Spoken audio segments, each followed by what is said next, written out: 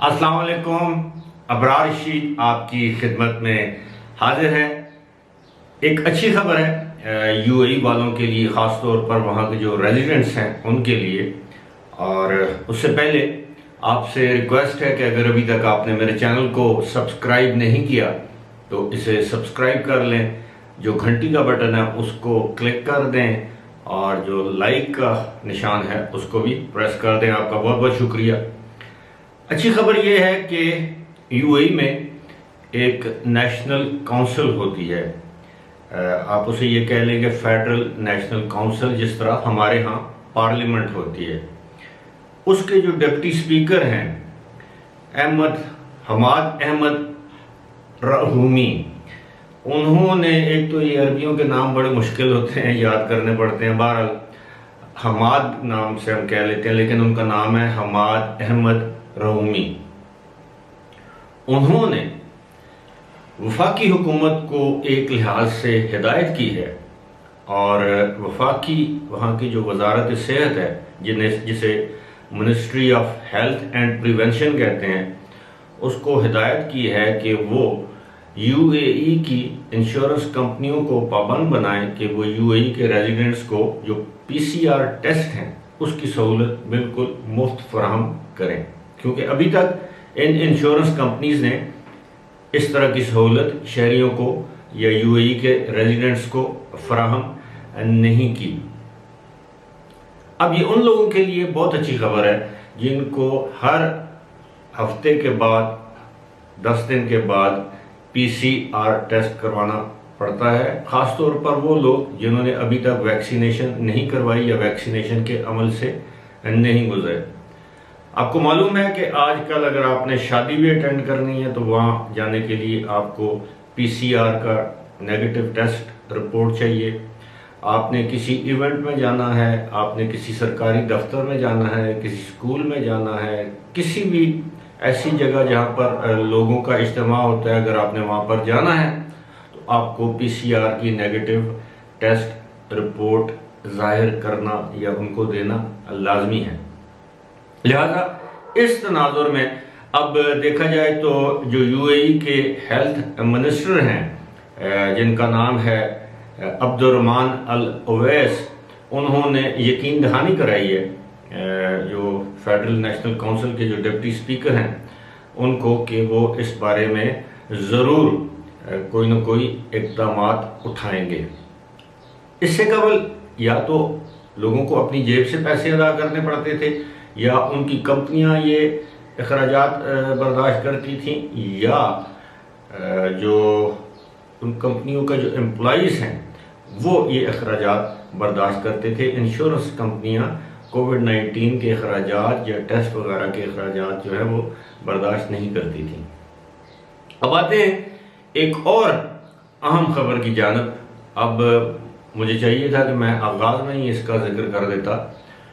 وہ خبر یہ ہے کہ آپ کو معلوم ہے کہ وہاں پر آج کل سمر ویکیشن جنہیں کہتے ہیں، یہ گرمیوں کی تعطیلات جاری ہیں، اور شنید یہ ہے، حالات یہ بتا رہے ہیں کہ ستمبر کے پہلے ہفتے میں تمام جو تعلیمی ادارے ہیں ان کو کھول دیا جائے گا. اب اس صورتحال میں پہلے لوگوں نے یہ پلان بنایا ہوا تھا، جو پاکستانی تھے، انڈین، بنگلہ دیش، دنیا کے جس ملک سے بھی جن لوگوں کا تعلق تھا، ان کا پلان یہ تھا کہ وہ گرمیوں کی چھٹیاں گزارنے اپنے ممالک چلے جائیں گے. لیکن سفری پابندیوں کے باعث وہ پلانز ابھی تک مٹیریلائز نہیں ہو سکے. اب مثال کے طور پر کل اگر وہاں کی حکومت یہ سفری پابندیاں ہٹا دیتی ہے، پاکستان پر جو پابندیاں ہیں، بھارت پر یا بنگلہ دیش پر یہ پابندیاں ہٹا دیتی ہے. اب والدین کے لیے مسئلہ یہ ہے کہ آج کل وہاں پہ چل رہی ہے ویکسینیشن کی ڈرائیو. 12 سے 15 سال کی عمر کے بچوں کو ویکسین لگائی جا رہی ہے، اور 16 سے 20 سال کی عمر کے بچوں کو بھی یا نوجوانوں کو بھی ویکسین لگائی جا رہی ہے. اب والدین یہ سوچتے ہیں کہ کل کو اگر فلائٹس کھل بھی جائیں اور وہ اگر واپس ویکسین کی ایک ڈوز لگوا کے یہاں پر آئیں یا دونوں ڈوزز لگوائیں تو ٹائم زیادہ ہو جائے گا. اگر ویکسین نہیں لگواتے تو اپنے ملک چلے جائیں تو واپسی کے لیے ویکسین درکار ہو یا فلائٹس دوبارہ سسپینڈ ہو جائیں تو کیا کریں گے؟ اب یہ جو ہے صورتحال والدین کے لیے کافی تشویشناک ہے۔ مختصراً 2 چیزوں کا ذکر کروں گا، وہ یہ ہیں۔ ایک تو یہ ہے کہ پاکستان میں الحمدللہ صورتحال بہتری کی طرف جا رہی ہے، میری مراد کووڈ-19 کی صورتحال کے حوالے سے بہتری کی طرف جا رہی ہے، اور اگر حکومتی اقدامات میں نرمی نہ کی گئی، جس طرح تعلیمی ادارے کھولے جا رہے ہیں، جس طرح مختلف پبلک مقامات کو، مارکیٹس کو دوبارہ کھولا جا رہا ہے، یہاں تک کہ اب سیاحتی مقامات کو بھی کھولا جا رہا ہے، تو کہیں ایسا نہ ہو کہ ایک اور لہر کا ہمیں سامنا کرنا پڑے اور یہ پابندیاں جو ہم پر عائد ہیں دنیا جہان کی جانب سے، ان پابندیوں میں مزید توسیع ہو جائے۔ لیکن ان دنوں کہا یہ جا رہا ہے کہ پاکستان میں صورتحال کافی بہتر ہے۔ دوسری جانب ہم دیکھتے ہیں کہ ابھی بتایا گیا ہے کہ جی تقریباً 85% UAE کی آبادی، جن میں ریزیڈنٹس بھی شامل ہیں اور اماراتی بھی شامل ہیں، ان کو ویکسین لگائی جا چکی ہے۔ اب اگر یہ دیکھا جائے کہ جس طرح 85% لوگوں کو ویکسین لگائی جا چکی ہے، یعنی آبادی کے 85%، یہ بہت بڑی تعداد ہے۔ میرا خیال ہے اسرائیل کے بعد UAE دوسرا ملک ہے جس میں اس قدر لوگوں کو ویکسین لگائی گئی ہے۔ اسرائیل میں تو یہ دعویٰ کیا جا رہا ہے کہ تقریباً 100% لوگوں کو ویکسین لگائی جا چکی ہے۔ لیکن اگر یہ 85% بھی اگر مان لیا جائے، لیکن اس کے باوجود آپ دیکھیں کہ روزانہ 1500 سے 2000 کے قریب نئے کیسز سامنے آ رہے ہیں، اور روزانہ 2، 3، 4، کسی دن 5 اموات بھی واقع ہو رہی ہیں۔ اس سے ثابت یہ ہوا کہ ابھی تک باوجود ہر قسم کی لیٹسٹ ٹیکنالوجی کے باوجود، بہترین صحت کے مراکز اور صحت کی سہولیات کے باوجود، ویکسینیشن کے باوجود، حفاظتی اقدامات اور جو پابندیاں ہیں، ریسٹرکشنز ہیں، ماسک پہننے کے لیے پابندی ہے، میٹرو میں جانے کے لیے جو ہے وہ SOPs ہیں، اس کے باوجود وہ اس وبا پر ابھی تک مؤثر طریقے سے قابو نہیں پا سکے۔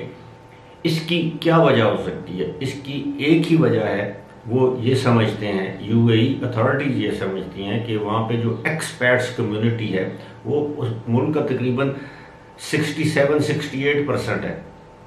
تو وہ لوگ مختلف ممالک میں جب جاتے ہیں، واپس آتے ہیں، تو اپنے ساتھ یہ وبا لے کر آتے ہیں۔ وہ ہرگز یہ ماننے کو تیار نہیں کہ اماراتی بھی کسی ملک میں جاتے ہوں گے اور واپسی پر ان کو بھی یہ وبا لاحق ہو سکتی ہے، باوجود اس کے کہ آپ جب داخل ہوتے ہیں تو آپ کو PCR ٹیسٹ کروانا پڑتا ہے، جب آپ جہاز میں سوار ہوتے ہیں تو PCR ٹیسٹ کروانا پڑتا ہے۔ ایک آخری بات وہ یہ ہے کہ یہ لمحہ فکریہ ہے UAE کے ہیلتھ سسٹم کے لیے کہ وہاں سے آنے والے بہت سے پاکستانیوں میں کرونا کی وبا پائی گئی، اور حال ہی میں پشاور کا میں نے پہلے بھی ذکر کیا ہے، پشاور میں تقریباً 60 مسافروں میں سے 14 مسافروں میں کووڈ-19 کی جو ہے وہ علامات پائی گئی یا کووڈ پازیٹیو تھے، اور یہ تمام کے تمام مسافر شارجہ سے پشاور آئے تھے۔ بہرحال آج کی اس ویڈیو کے لیے اتنا ہی، فی الحال مجھے دیجیے اجازت۔